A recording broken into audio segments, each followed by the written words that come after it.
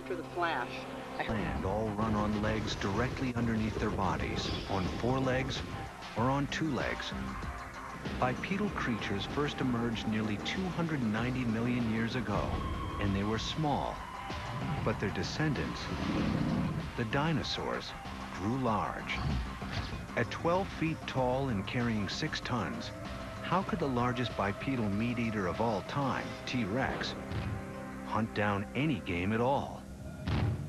It's an important question how fast dinosaurs were. Were these slow-moving, lumbering lizards, or were they fleet-footed animals that were charging across the plains? Bill Sellers is a computational biologist who usually studies speed in early primates. But recently, he turned his attention to the mystery of the biggest predator of all time, T-Rex. T-Rex is an absolutely fascinating dinosaur. It's very strange. It's got these silly little forelimbs, and it's got these hugely long hind limbs. And that's why some people have interpreted it as a very fast-running animal. And we really wanted to know whether this was true or not. Sellers realized that if he could determine T-Rex's speed, he could solve one of the central mysteries surrounding T-Rex. There's been this ongoing argument about whether T-Rex was a scavenger or whether it was a pursuit hunter. Obviously, if T-Rex was a scavenger, it would just simply need to be able to arrive at a conveniently dead dinosaur and be large enough and scary enough to chase off the other scavengers. But of course, if it was actually a predator, it would need to be able to hunt down and capture its prey. And to do that, it would have to be fast.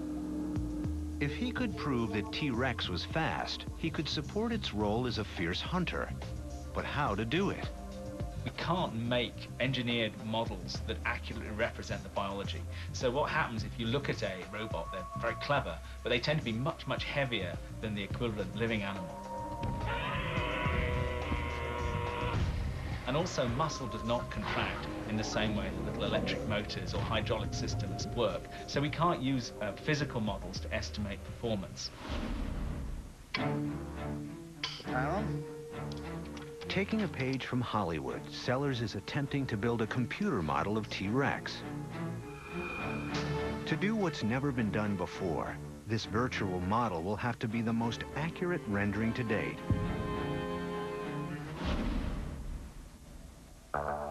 How do you outdo the monsters of the silver screen? Start with the LiDAR, the most accurate remote sensing system in the world, developed for the U.S. government to create detailed maps of the ocean floor. Sellers figured he could use it to map the inner landscape of T-Rex.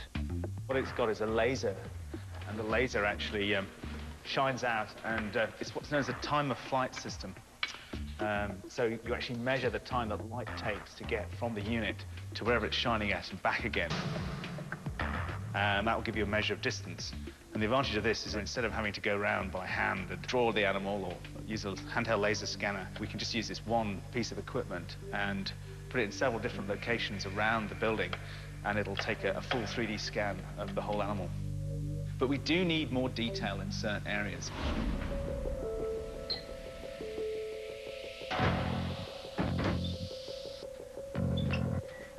The LiDAR allows precise calculations of bone dimensions, but Sellers needs more. He needs to know how and where the muscles attach to the bones. He starts with the foot bones critical for running.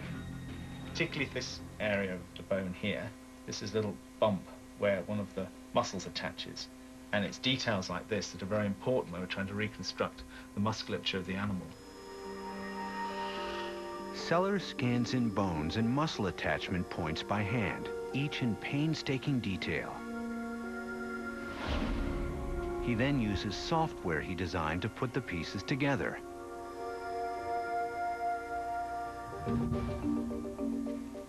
The final step is to teach the finished model how to walk. He's already done it with one of T-Rex's favorite meals. Now, this is a hadrosaur. This is what we think that T-Rex probably ate. And we don't make the animal move in a particular fashion. We just tell the computer, given the musculoskeletal system that you've got, just make this creature go as fast as possible.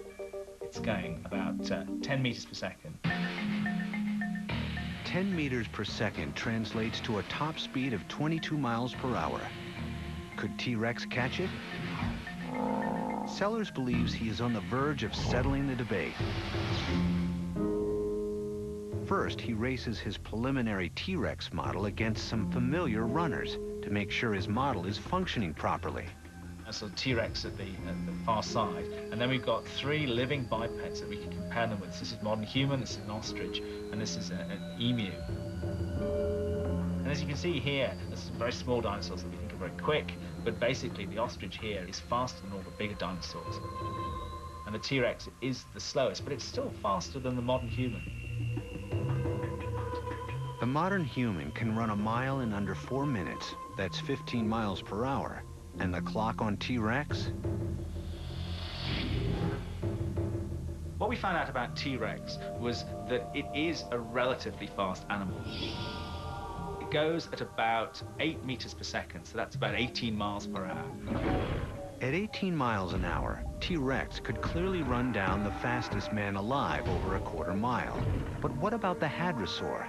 With a top speed of 22 miles per hour, it could outrun T-Rex, which Sellers says is just right.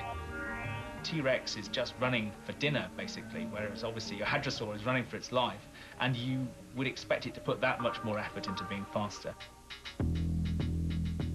It seems paradoxical, but most prey can outrun their predators at top speed. Cheetahs are an exception. If prey can't outrun predator, it will be shortly extinct. You wouldn't catch a healthy Hadrosaur. You would tend to pick out the elderly or the injured, the ones that were going slightly slower than the rest, and those are the ones that you would be able to catch.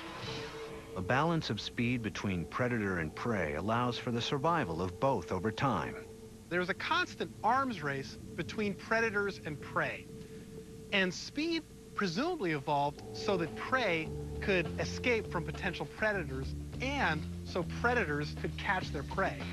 There's a continual cycling of events such that the prey becomes faster, the predator becomes faster, with the result that in some lineages, speed has reached enormous proportions.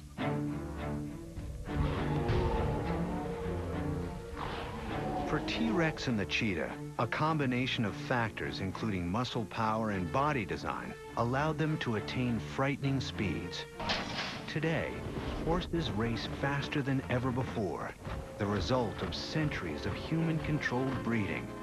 It's a long-term experiment in human-directed evolution on fast forward, and it's only the beginning of what may be to come. 2 million years ago,